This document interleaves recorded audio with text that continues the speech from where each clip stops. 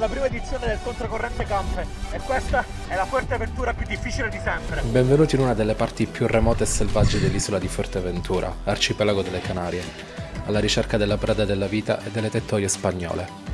Un'esperienza di pesca che non va per niente secondo i piani, Un altro colpo! ma che ci lascerà a bocca aperta. Giallo! Oh!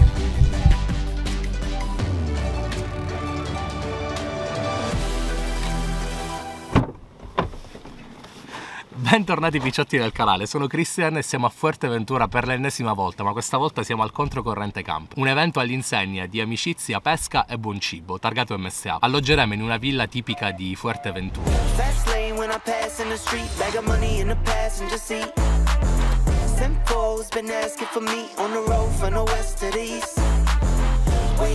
Siamo in 4 pescatori e le aspettative sono veramente alle stelle. Di attrezzatura ne abbiamo fin sopra la testa e non vediamo l'ora di entrare in acqua. La possibilità del pescione è tangibile e fattibile a ogni tuffo. Motivo per il quale a questo giro ho deciso di impugnare questo fucile.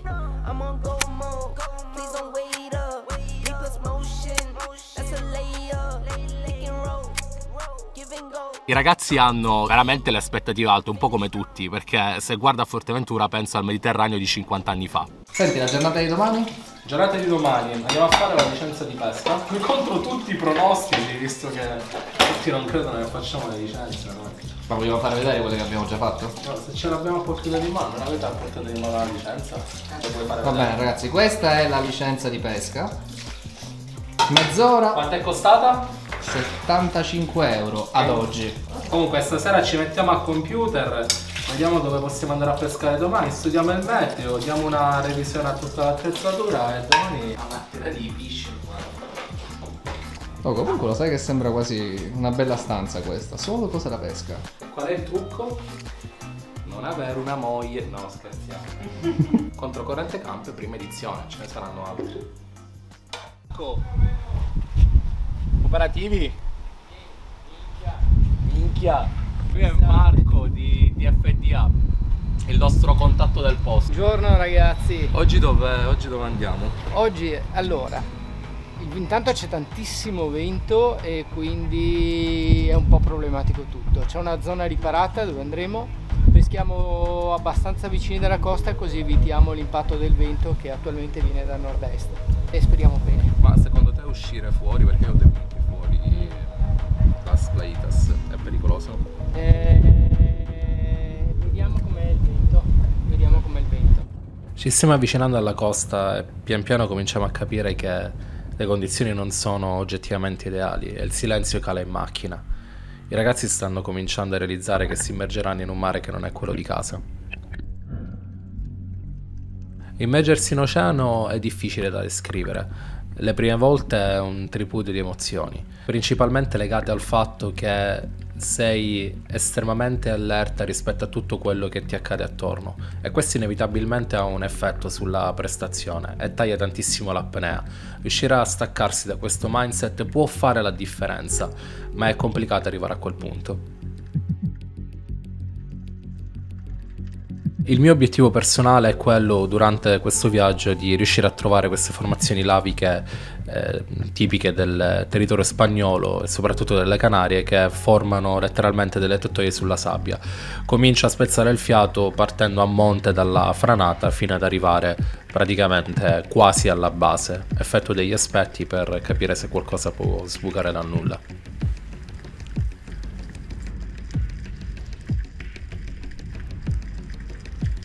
Continuo le lezioni di pesca dirigendomi verso la parte finale della franata, che so essere quella più interessante. Infatti non sono l'unico a fare un aspetto agguato lì. L'urta, indiscusso pesce dei miei sogni, che si fa vedere di nuovo. A questo punto rifletto sul fatto che non posso presentarmi all'appuntamento senza sapere come il fucile spara, quindi decido di sparare qualche pesce di piccola taglia per capire effettivamente le potenzialità di questo fucile.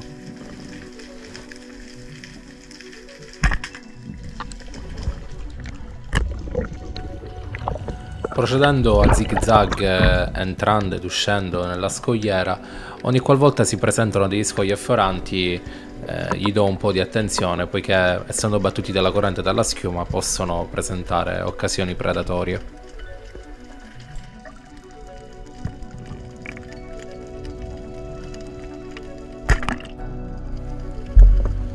Ed infatti, a proposito di predatori, nuovamente non sono l'unico che sta facendo un aspetto agguato. Scegliete voi. È un bellissimo esemplare di squatina o squalo angelo. Normalmente si nascondono sotto la sabbia, questo invece era appoggiato sullo scoglio. In uno dei tuffi successivi incontro un banco di boghe, una tipologia di mangianza estremamente interessante che decido di posizionarmi frontalmente. Tendenzialmente infatti il predatore spunterà dall'altro lato muovendo la mangianza e indicandomi la direzione. In uno dei tuffi successivi, un pochettino più in una zona con maggiore risacca, finalmente incontro i primi predatori, che però decido di non sparare perché di modeste dimensioni. Sono consapevole del fatto che qui potrebbero spuntare dei pesci serra oggettivamente grossi, quindi decido di graziarli. A seguire invece poi è il turno di un barracuda che si mantiene a debita distanza, ma anche quello non era chissà di che dimensioni. Tuttavia è relativo il fatto che li stia vedendo e mi stia andando a posizionare nei punti giusti.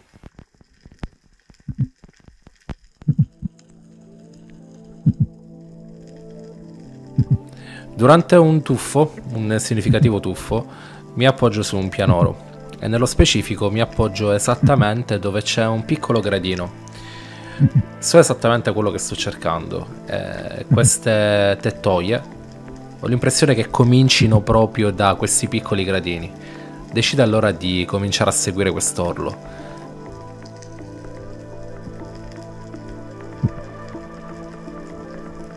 E finalmente mi rendo conto del fatto che ho trovato queste famose tettoie spagnole. Guardate che meraviglia.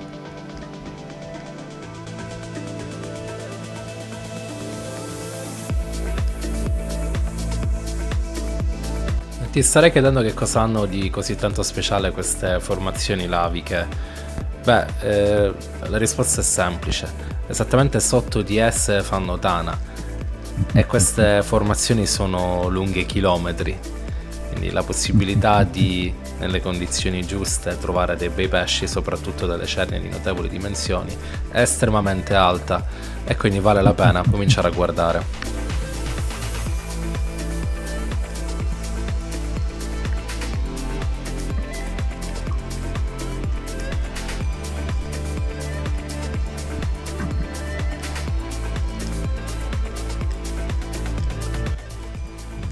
L'appetito viene mangiando, più mi sposto e più seguo quest'orlo, più le azioni di pesca diventano dinamiche e interessanti. Ho costantemente la sensazione che qualcosa di interessante possa accadere. Comincio a guardare nelle parti che reputo essere più interessanti, soprattutto dove vedo sabbia e rocce insieme. Infatti le cernie, per esempio, hanno la tendenza a scavarsi buchi all'interno della sabbia con sopra la roccia. In questo agguato infatti ne vedo una di, direi, discrete dimensioni, che però anche in questo caso decido di graziare. È comunque interessante andare a guardare nel buco dove si è infilata, perché magari non è l'unica ospite della tana.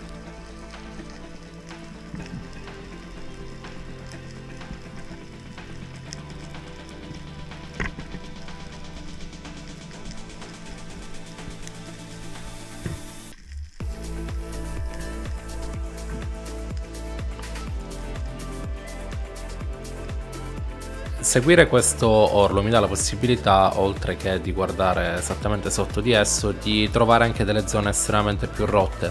Questo inevitabilmente va a creare quel senso di catena alimentare. Pesce piccolo chiama pesce grande. E non solo è interessante per quanto riguarda l'aspetto Tana, come in questo caso, dove questa tettoia, cioè cazzo ditemi voi se non doveva avere un cernione di almeno 20 kg. Comunque mi dà la possibilità di posizionarmi in un posto dove potenzialmente anche del pesce di passaggio, del pesce pelagico, può passare, di nuovo riconnettendoci al discorso della catena alimentare.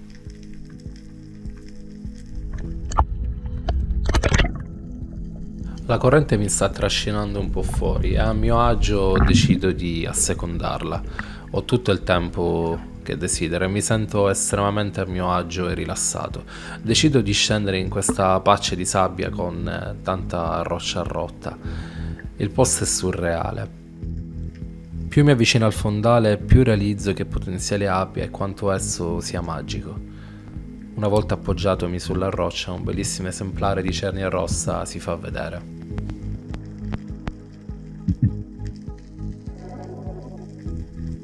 Quest'ultima esperienza di Fuerteventura mi ha ricordato che nella vita niente ci è dovuto, soprattutto in mare, ma principalmente nella vita. È da più di un anno che penso ogni giorno a questa esperienza che ho programmato. E non vi nascondo che a questo giro mi sentivo estremamente sicuro, oramai da più di 5 anni che vengo a pescare qui alle Canarie. E la voglia di effettuare una bella cattura è stata tanta. Ci ho messo dietro tanto lavoro, però la vita è sempre pronta lì a metterti davanti alle difficoltà e a farti capire che ci sono cose che non puoi gestire. Ci sono occasioni vinte e occasioni perse. Ma sono le occasioni perse e gli errori che ci devono dare lo stimolo a cercare i successi. E quella è l'infa vitale.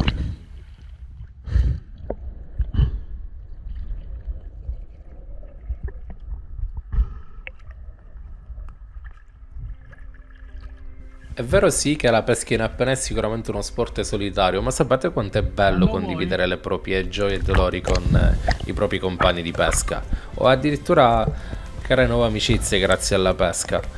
La pesca in apnea è un qualcosa di eccezionale da questo punto di vista. È sicuramente un pensiero controcorrente e contro la filosofia del vero lupo di mare, ma non c'è cosa più bella che stare in mare insieme a qualcun altro. Anche Luca trova le tettoie e la zona di roccia rotta e per fortuna non perde tempo a trovarci la cena.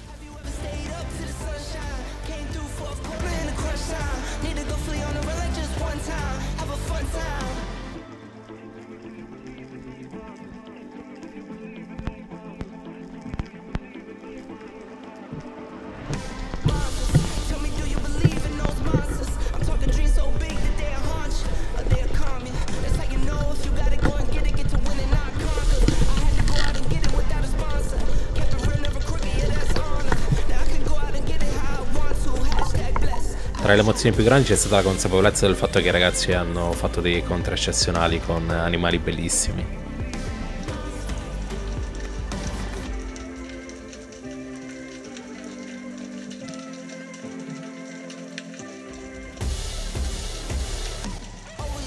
Anche in questo caso uno squalo angelo estremamente curioso e territoriale, sembrava più curioso, si fa vedere, così come questo enorme trigone.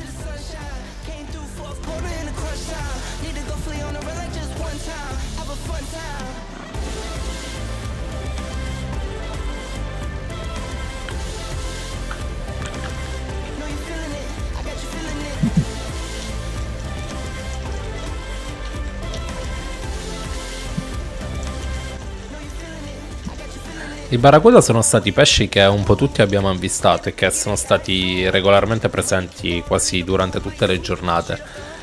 E Luca ci dimostra come a volte invece cercando certe cose si possono raggiungere, quindi basta impegnarsi.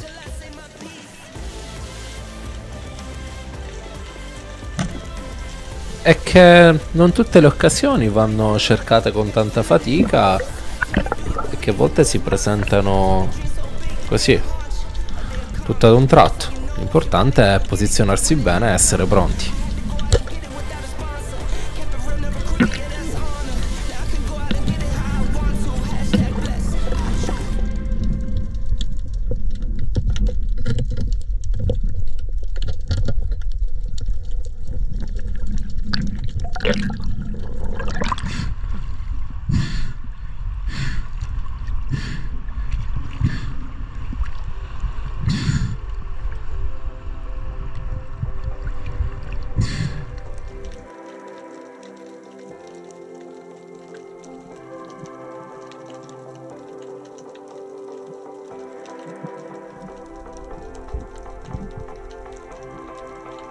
La tecnica preferita di Luca è quella della pesca in tana e negli anni è riuscito a sviluppare una certa sensibilità rispetto a riconoscere una pietra buona da una non buona.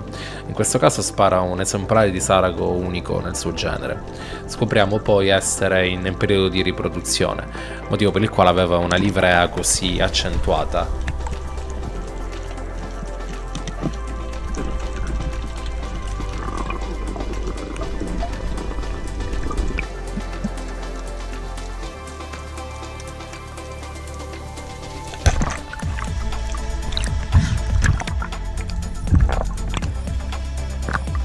Christian! Christian!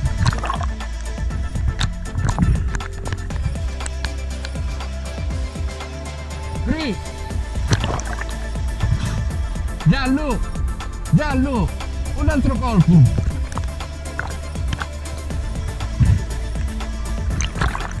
Giallo! Oh! Free!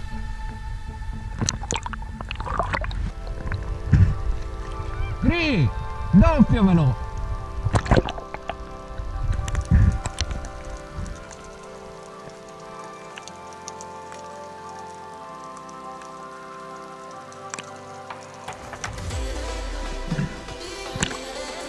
Veloce perché si spacca!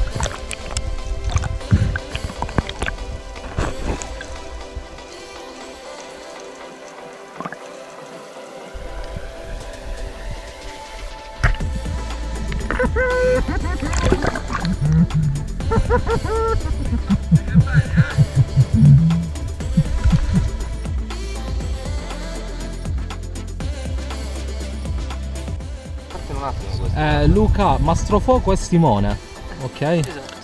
Tu hai preso i pesci e Simone adesso fa il fuoco. Cazzo. Se abbiamo bisogno d'aiuto sappiamo chi chiamare. Faccio i fatti miei, mi mangio il mio bel panino. Panino con? Specie di prosciutto. Perché? Perché non mangi pesce? Ah! Shit! Andiamo international, andiamo. Sì, questo buttaniamo via come ci fosse un domani.